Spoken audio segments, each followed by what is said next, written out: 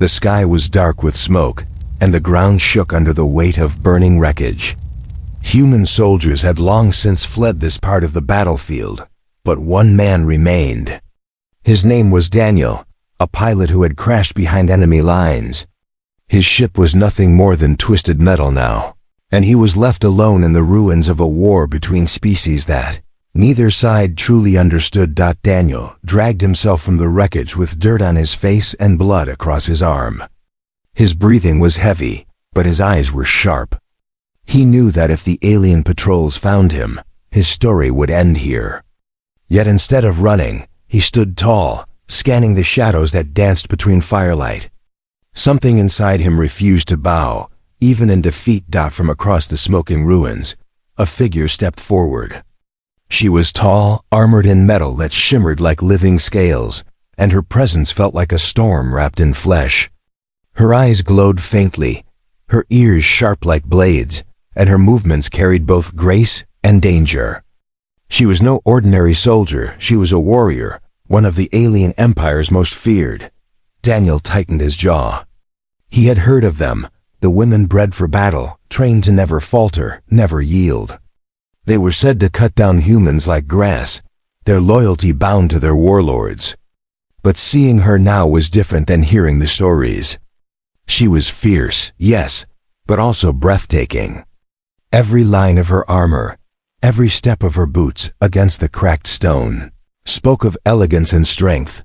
She stopped a few feet from him, her blade drawn, eyes fixed like ice on his chest. For a long moment, they simply stared at one another. Daniel felt the weight of her gaze, but he did not cower. Instead, a smirk tugged at the corner of his lips. Maybe it was madness, or maybe it was just his human stubbornness, but he spoke the first words that came to mind. "You know," he said, his voice calm even though death stood before him. "You've got a nice butt for a warrior." For a moment, silence stretched.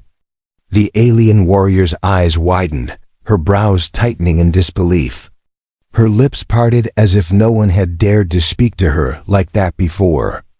And then something he never expected. Her cheeks flushed, a faint glow spreading across her sharp features. She actually blushed. Daniel almost laughed, but he kept his composure. He could see the tension in her body, the way her grip on her blade shifted, as though she wasn't sure whether to strike him down or take a step back. It was a strange moment, fragile and heavy at once, and he realized he had stumbled into dangerous ground. "You dare mock me?"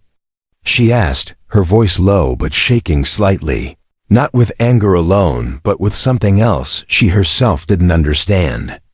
Her tone was fierce, but her eyes betrayed confusion. "I'm not mocking," Daniel replied with a shrug, keeping his gaze steady. "Just being honest. I've seen warriors, but none who carry themselves like you." Her breath caught, and the blush deepened before she quickly hid it behind a mask of rage. She raised her blade higher and stepped closer, until the steel hovered just an inch from his throat. The heat of the fire around them cast her face in a glow that only made her beauty sharper, and Daniel felt the strange pull between life and death. "You are bold for a human," she whispered, her voice like steel brushing against silk. "Bold or foolish. Either way, you are mine now." She struck not with her blade, but with her free hand. The strength of her grip clamped around his wrist like iron, and Daniel found himself yanked forward. She did not kill him. Instead, she bound him with chains taken from her armor, locking his hands behind his back. As she pulled him along the ruins, Daniel couldn't help but grin, even though he was now her prisoner. "Guess I made an impression," he said softly. Her face turned away, but not before he saw it again, that faint, unshakable blush. She was fierce, dangerous, and unyielding, yet his words had broken through the armor she wore inside. And now, though a prisoner, Daniel realized he had something far rarer than freedom. He had caught the attention of a warrior who had never been touched by words, only by blades. The battlefield burned behind them as she led him deeper into the alien stronghold. His fate was unknown, but his boldness had already changed it. Daniel's wrists ached from the chains, but he kept his steps steady as the alien warrior dragged him through the ruins. Around them, flames licked the broken walls, and the air was thick with smoke. Yet his focus was on her, the tall figure leading him with unshakable strength. Every movement she made was sharp and controlled. Her armor shimmered faintly under the dying firelight, each plate marked with engravings of her people. Her long hair swayed like a dark banner behind her as she pulled him across the battlefield. She said nothing, but Daniel could see the way her shoulders tensed, as though her silence was hiding the storm that brewed inside. "Do you always treat your prisoners this kindly?" Daniel asked, his tone teasing. He knew he should have stayed quiet, but something inside him couldn't resist. Her head snapped back, eyes narrowing, but the blush he had seen before flickered again on her face. She turned away quickly, pulling him harder as if to hide it. "Silence. Human," she ordered, her voice clipped, but it lacked the usual cruelty he had heard in alien voices. Daniel smiled to himself. Even bound, he had managed to stir her, and that was a small victory. They reached the edge of the ruins, where alien banners stood planted in the cracked ground. The camp was alive with the sound of warriors, their armor gleaming as they moved between tents and fires. When they saw her approach, dragging a human prisoner, silence fell for a brief moment. Dozens of sharp alien eyes turned to watch. She pulled him forward with pride, as though he were a trophy.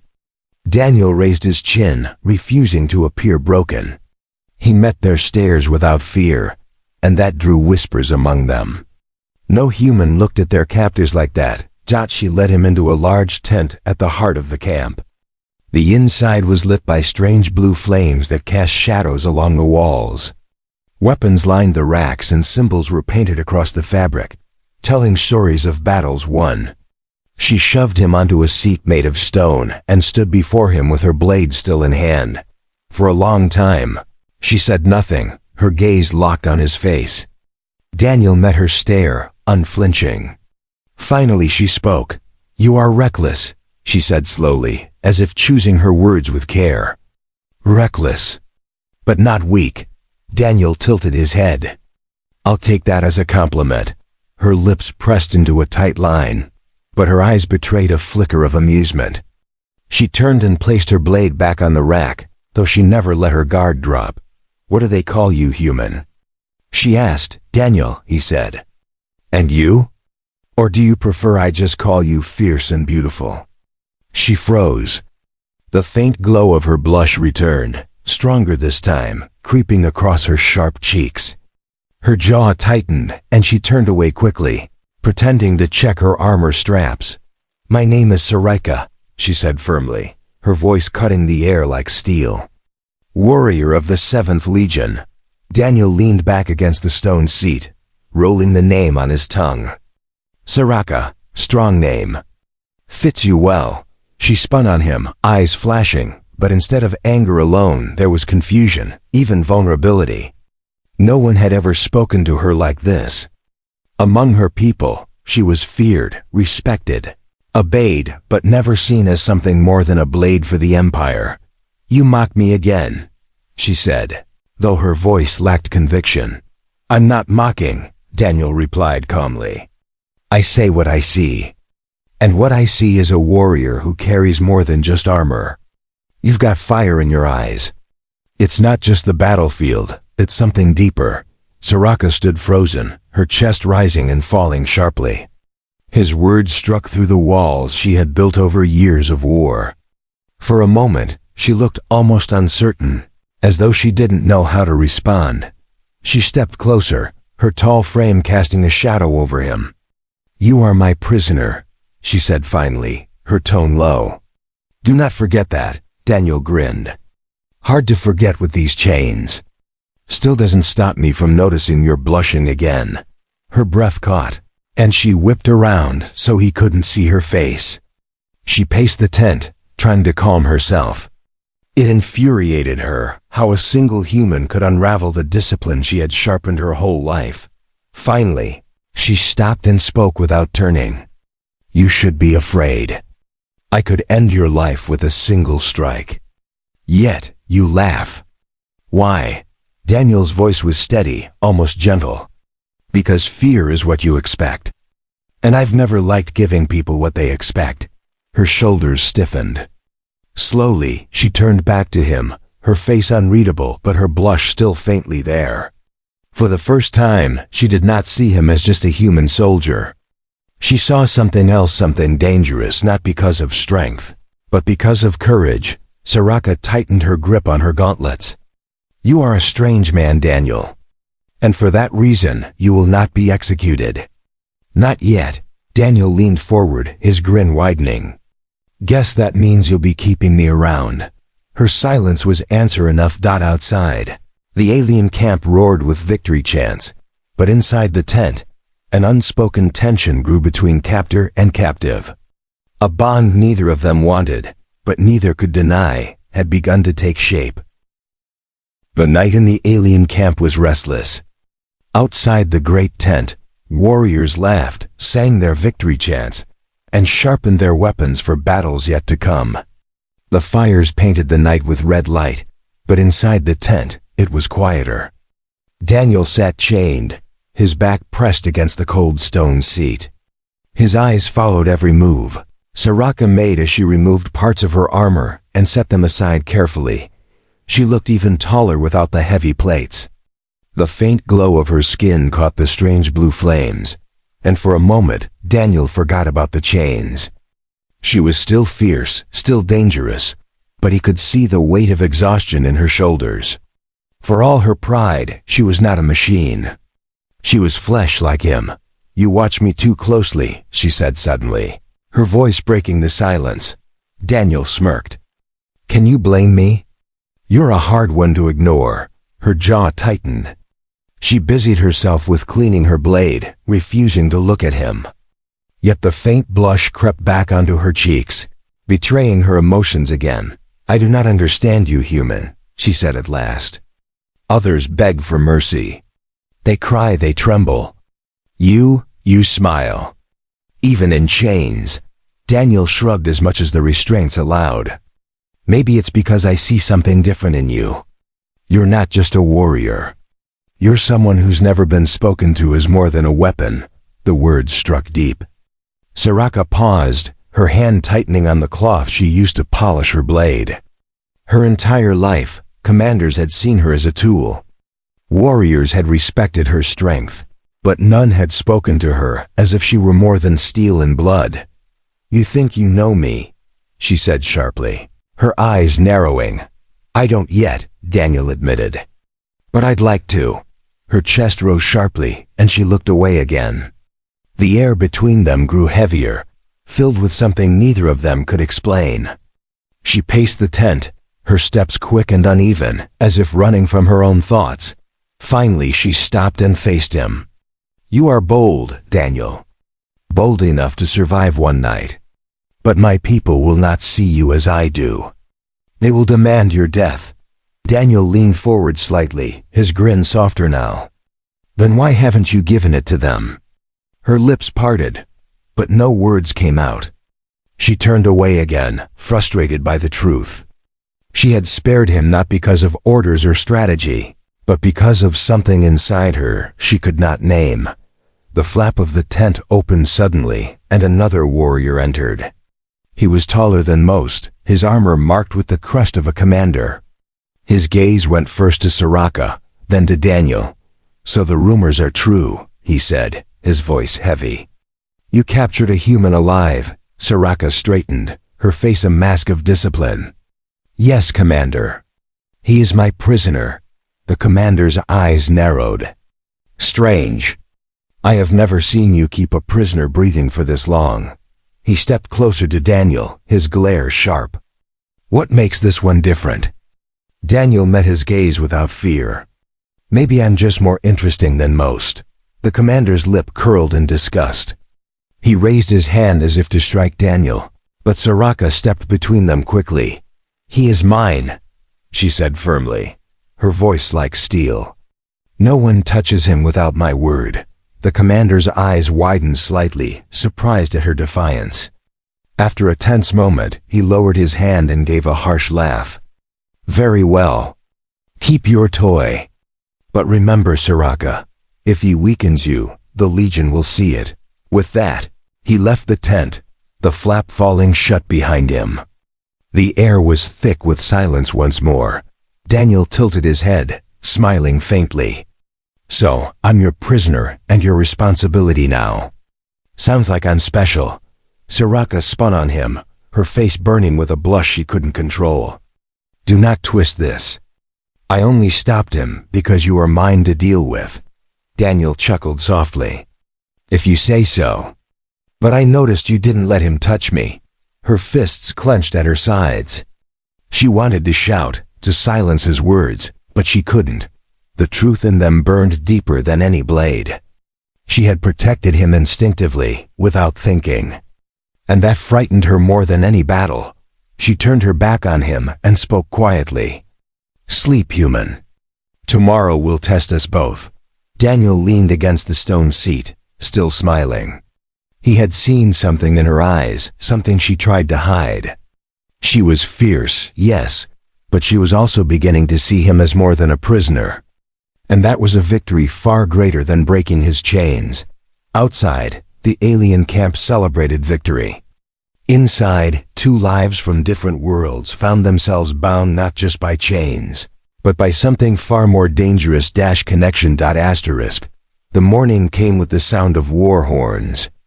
Daniel awoke to find Soraka already dressed in her armor, every plate polished, every strap tight. The faint glow of the alien sky bled through the tense seams, painting everything in hues of violet and silver. Outside, the alien legion prepared for another march. Soraka looked at him without speaking, her expression unreadable. She finally unfastened his chains from the stone seat, though she did not free his hands. You walk with me, she ordered. Daniel stretched his stiff legs as she pulled him from the tent. The camp was alive with movement warriors sharpening blades, feeding beasts that looked like horned predators, and chanting ancient war songs.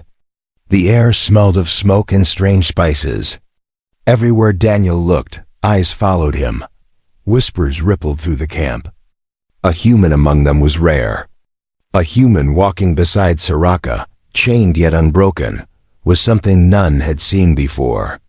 Some laughed, some sneered, and others stared with suspicion. One older warrior, his armor scarred from countless battles, spat on the ground as they passed. Humans are weak. Why keep this one alive? Daniel smirked. Good morning to you too. The warrior snarled and reached for his blade, but Soraka's glare froze him where he stood. He is mine, she said coldly. Do not question me again. The warrior lowered his gaze and stepped back, but Daniel caught the flicker of respect in Soraka's stance. She was fierce, and her authority ran deep in this legion. They reached the center of the camp, where a raised platform stood draped with banners. A figure waited there, a war priest, robed in black with markings across his face that glowed faintly. His voice carried power as he addressed Soraka. Warrior of the 7th Legion, the priest intoned. You have brought an enemy alive. The law is clear. No human may be spared. His blood must be spilled to honor the fallen. Daniel's heart pounded, but he kept his calm expression. He looked at Soraka, curious if she would bend. She stood tall, her blade resting at her side, her jaw set like iron. He is my prisoner, she replied. I will decide his fate. The priest's eyes narrowed. You defy the law? I follow the spirit of the law, Soraka answered firmly. His death can wait. He may yet bring us information. If he is useless, his blood will stain the ground soon enough. A murmur spread among the warriors. Some nodded, others frowned. The priest studied her carefully, then gave a slow nod. Very well.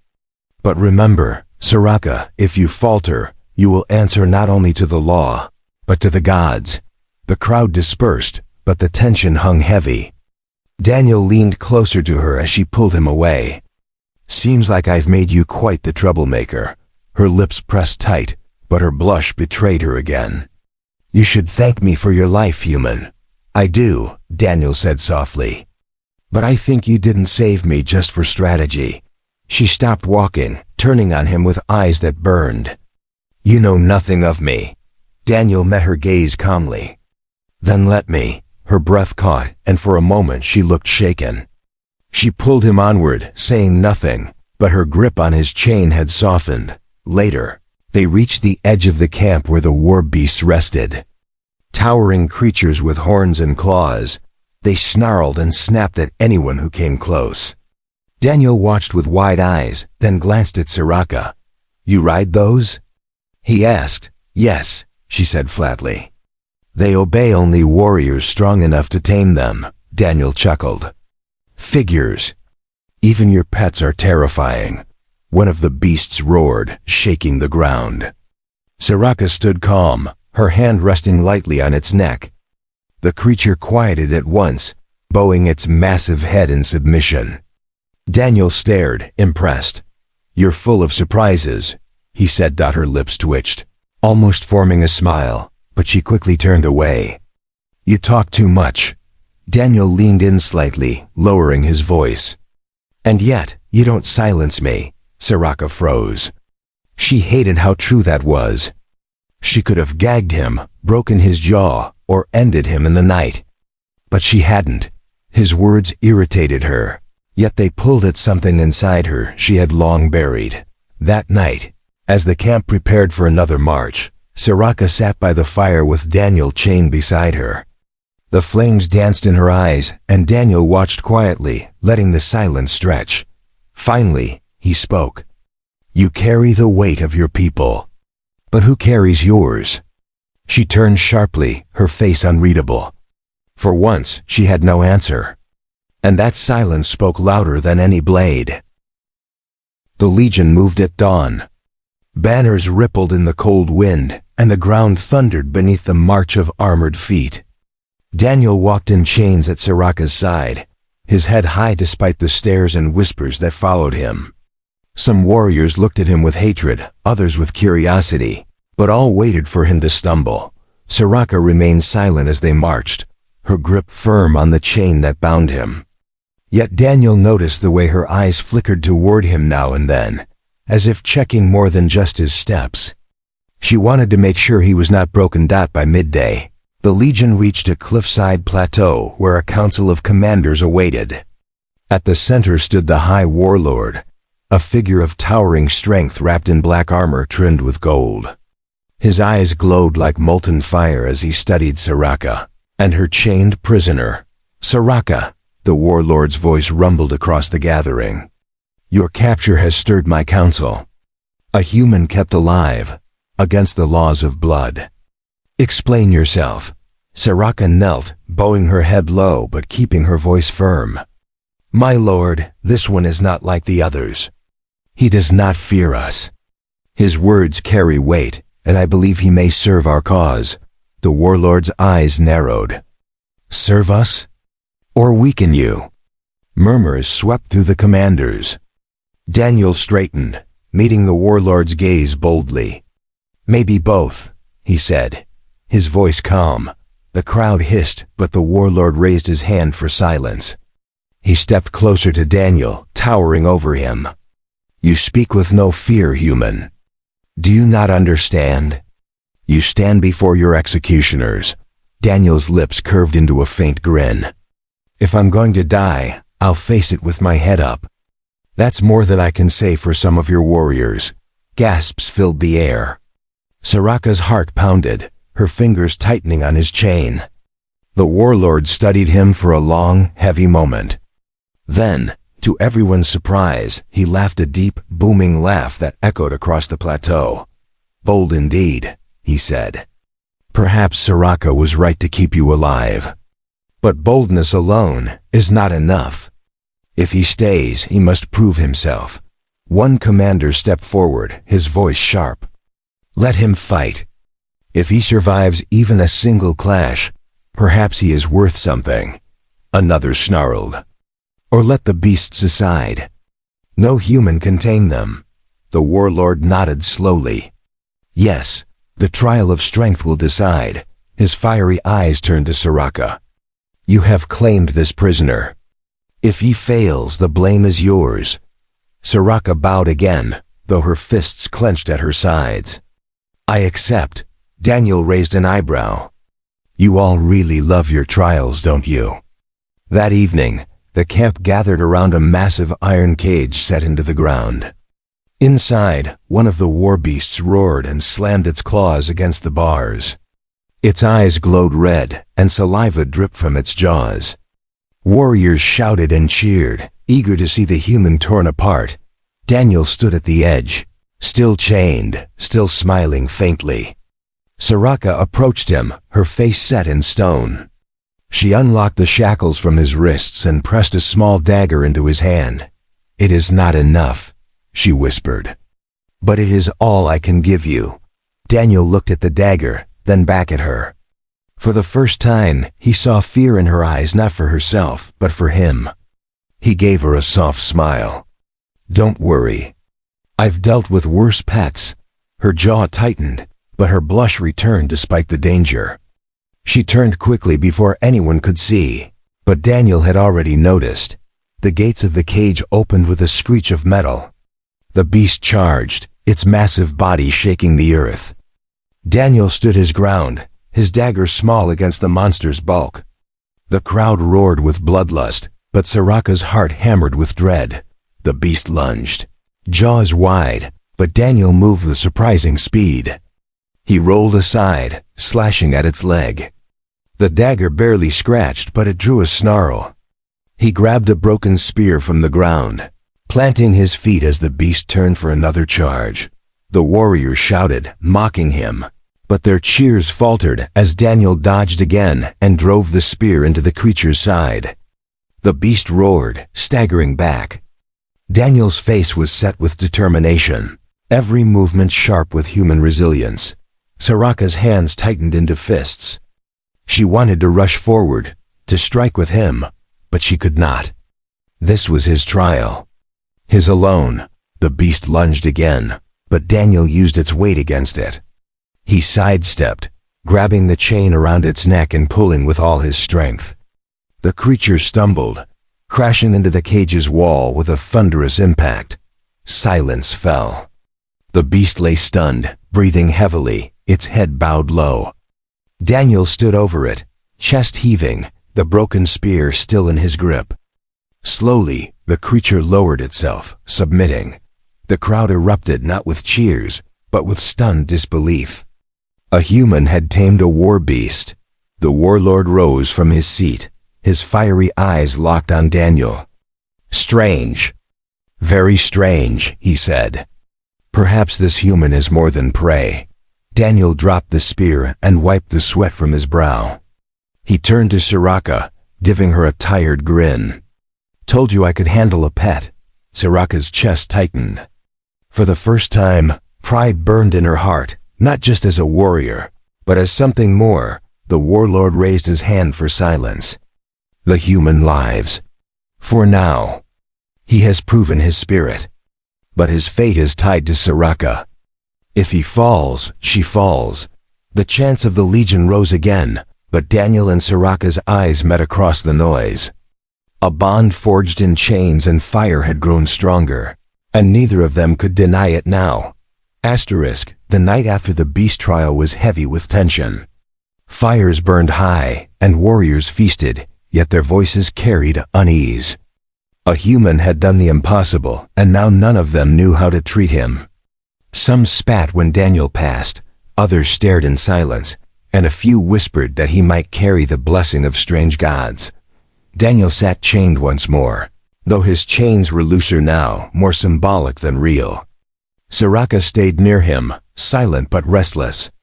She kept her armor on, though her eyes betrayed that she hadn't slept. Finally, Daniel broke the silence. "So I guess I passed your people's little test." Soraka's lips pressed tight, but the faint blush touched her cheeks. "You did more than pass. You humiliated half the Legion by surviving." Daniel chuckled softly. "Glad to be of service." Her eyes turned sharp. "Do not joke. They will not forgive you easily. Tomorrow the council will decide your fate." Some will demand your death, no matter what you proved. Daniel leaned back, unbothered. And you? What will you say? Soraka froze. The firelight flickered against her face, showing the conflict within her. She had been raised on law, loyalty, and the glory of the Legion. Yet this human, this bold, foolish man, had cracked the armor around her heart. I should say nothing, she said finally. You are my prisoner. Your life means nothing to me. Daniel tilted his head, studying her. Then why are you blushing again? Her breath caught. She turned away, but the truth burned too close. You are impossible. The next morning, the council gathered. Banners whipped in the wind, and warriors stood in a circle around the warlord's throne. Daniel was dragged before them, but he walked with steady steps, his eyes clear. Soraka stood at his side, her hand never far from her blade. The warlord's gaze burned into them both. The human has proven strength. But strength alone is not enough. Speak, Soraka. Why should this man live? The camp fell silent. Every warrior's eyes turned to her. She felt the weight of their law pressing down, but Daniel's calm gaze anchored her. For once, she did not speak as a soldier. She spoke as herself. Because he is not like us, Soraka said, her voice strong. And that is his strength. He has no fear of death, no chains on his spirit. His boldness humiliated our beasts, our trials, even me. Killing him will not bring us honor. Keeping him will teach us something we have forgotten. Gasps filled the air.